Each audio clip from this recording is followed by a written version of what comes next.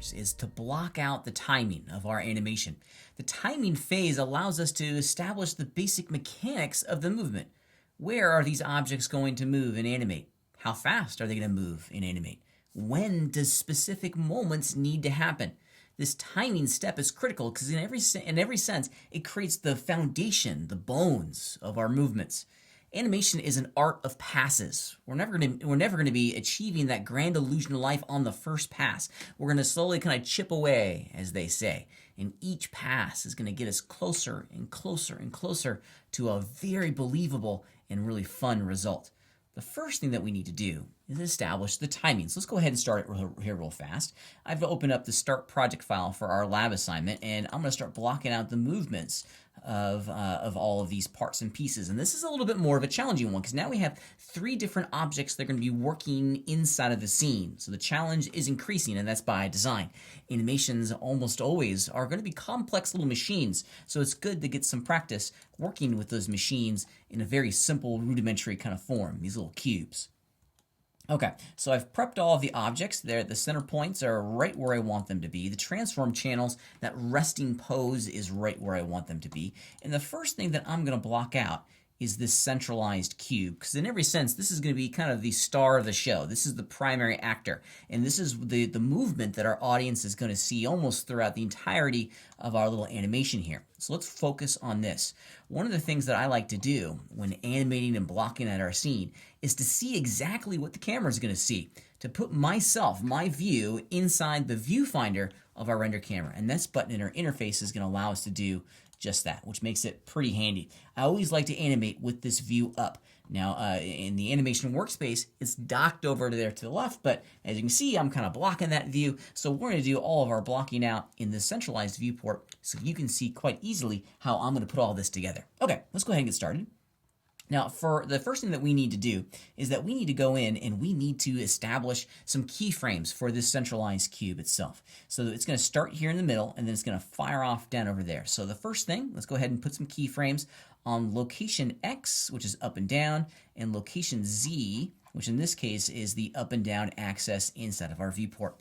I try to only put keyframe information on the channels that I know I'm going to need. If we have keyframes on all of our transform channels, there's going to be a lot of extra edit weight, if you will, a lot of things to manage. It gets a little bit more complex than it needs to be.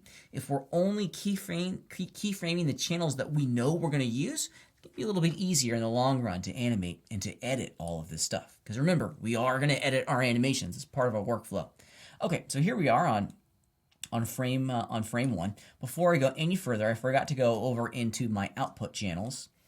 My scene values here. Just want to double check my frame rate to make sure that this is set to 29.997. The default is 24, which is the frame rate for a cinema animation. We're going to do everything at 29.97, which is for broadcast television, and that's a good place to go. I like to have everything ready for broadcast because more likely we're going to be putting things on TVs than on big gigantic cinema screens. So it's a good frame rate to kind of practice in and get accustomed to working with. Okay. All right, so here it is on frame 1. Let's continue our work here. I'm going to go back into my object properties on my little centralized cube here. And let's do this. I'm going to hit the space bar, which is going to bring open our tools. Now, the space bar is a great little keyboard shortcut because it's going to bring open this little menu underneath your cursor. And this saves us from having to hit the T key and bring out this little slide out menu over here. Now this is a cool little menu. You're fundamentally getting the exact same tools, but it's just keeping your cursor where the area of interest is. So I'm going to hit the space bar, fire off the transform tools, and then I'm going to block out my animation on every 20 frames. I don't know what the timing is yet. I'm going to evenly space out all of my keyframes first, just to kind of create an organized little machine, if you will, an organized system of blocking out this movements with the express interest of me going back and shifting these keyframes around during the next pass to get the movement speeds that I'm after. So I tend to do this. Let's see, I want my first one to go kind of down over here. Let's make the change and then make the keyframes. Okay, we move the playhead forward to frame 40. We make the change of location, and then we make the keyframes. And we're right around here. Now I'm keyframing it. You can also hit the I key. I is an ice cream on your keyboard to create the keyframes as well. Okay, so now it's gone from here in the center down. It's doing kind of a diagonal hit. Maybe this next one on frame 60. There we go. It goes this way, but there's no straight lines in our world, so I'll have it go down slightly as well. And then we can't forget to add our keyframes. We'll do one more, maybe over here. It bounces kind of more towards the center. And then the final hit on frame 100, somewhere right around, oh, I don't know. Here, let's have it go this way and somewhere right around there. Why not? And don't forget to keyframe it. Okay, with that done, let's go ahead and see what we got. Player animation, great keyboard shortcut. Shift spacebar is automatically going to activate the play button on your timeline.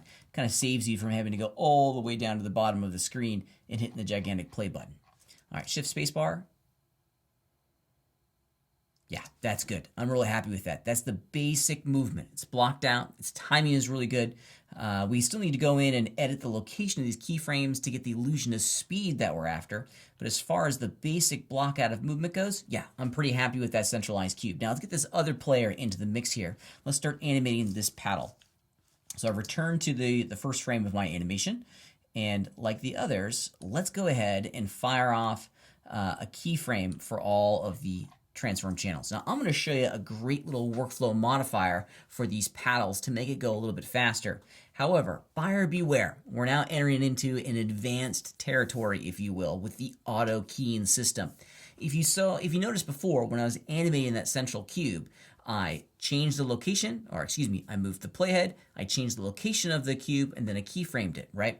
I kept coming over here to my channel boxes or hitting the I key on my keyboard to insert a keyframe at that location and time. The auto key system is going to save some work because it's automatically going to create a keyframe whenever the values of my objects change at a specific time. The first thing that we need to do, however, in order for us to start auto keying, is that we have to place keyframes on the channels that we want to control, okay? So keyframes on location, because that's all we're going to do here. We're just going to be moving this thing up and down. The second step to getting the auto key system to start working is to enable it, and it's this button right here, okay? Now there are some options, and we'll look at those options at a later time, but the auto key defaults, the auto key system defaults are quite good, and they're going to give us the result that we're after. Since we already have a bundle of keyframes for the location channels for this cube, we can go ahead and get started. Okay, so if we look down here in our dope sheet, things are looking pretty well. If your dope sheet is looking a little bit different than mine, that's okay. I've turned on the show selection button. And I like having this one off, okay? Because now I can see all of the objects that currently have keyframes inside of my scene. Kind of helps me stay organized a little bit, because now I'm going to go over here to frame 20. Now check it out. I'm just going to move my paddle down. Because I have keyframes on frame 1 for the paddle location information, the computer is automatically going to key it for me. Did you see it do it? So it automatically created keyframes for me, which is pretty great. Okay, so let's go up to frame 40 now. Now we need to do the exact same thing over here on the right paddle. Let's get it started. Let's create some keyframes. Doop, there we go. Now on frame 40, we need this thing to be kind of up here, okay? Awesome. And then let's go to frame 60. Now in frame 60, this paddle needs to be up here. And this is why the auto key system is so good, because now we can very quickly block all of this out and get a real good solid understanding of how this is going to work. Maybe this one will go down a little bit, and then I'll advance to frame 100, and this one is going to be over here. Okay. I'm pretty happy with that. The W key to go back to the box selection tool. I'm going to return my playhead back to the beginning of the animation and hit the shift space bar to play my animation. Yeah, there we go. The game of Pong has begun. However, if you look very carefully here, there's a couple small little details that we need to add to get the grand illusion of life. Now, I want you to focus on this left paddle. Actually, we'll do the rightmost paddle so it's a little bit easier for you to see. So here's the right paddle. if you look very carefully at the keyframes that we have on this object, check it out. We only really have 3 sets of keys, one on 0, one on 40, and another on 80. The computer is going to be interpolating and transitioning the location of our cube between frames 0 and 40. Watch very carefully in the screen here as I just scrub through the timeline. You can see that it's moving the entire time between 0 and 40. Well, maybe I don't want it to do that, and I don't think I do want it to do that, because it kind of looks as though the player that is controlling that rightmost cube has an idea of where its opponent is going to bounce the cube. So I want it to be a little bit more reactionary. So what I'm going to do is start adjusting the start and stop frames, or excuse me, adjusting the location of the keyframe here to maybe right about frame 30. There we go. So now it's not going to move up until right there. That's pretty cool. It kind of gives us the idea that it's reacting to the movement a little bit more like you would in the video game, which is pretty cool. Okay, so if we keep going with this, check it out. It's doing the exact same thing on the back half. It's from frame 40 to frame 80. It's moving the entire time, which I don't want it to. I only want it to move from frame 70. However, this one produces a little bit of a challenge for us because we just can't simply move the keyframe set at frame 40, okay? Because that ruined all the work that we did previously between frames 30 and 40. So we have to have another keyframe in here. That's sole function is to hold this pose here in frame 40. I want it to stay here, okay, between this keyframe and this keyframe, or over right about on frame 70. So we're going to copy and paste it. So we're going to have two sets of keyframes that have the exact same values, so it's not going to move. We're holding the location of that object in between those pairs, and it's real easy to do that. So we're just going to make sure they have selected. I'm going to copy them. Now it's going to paste them right at the location of my playhead. We'll paste, boom.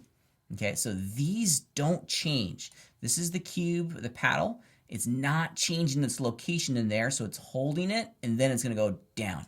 Let's check it out real fast. So it goes up, and then once it gets to frame 40, it's going to hold its location until it gets to that next keyframe, and then it's going to go down. Bonk. Pretty cool, huh? Pretty cool. I'm going to do the exact same thing for the other paddle on the other side of my little game board here, and I think we're going to get a pretty compelling result. If you look at the animation that we're getting for that rightmost paddle, yeah, it's starting to get there, and I'm really excited about how this animation is turning out. This is the magic of working with computer animation, is that we can create these keyframes and then adjust their location inside of our timeline to get the result that we're after. This blockout phase that creates the timing of our global movements is super critical in layering in information that's going to give us that believable, that wonderfully believable and beautiful result.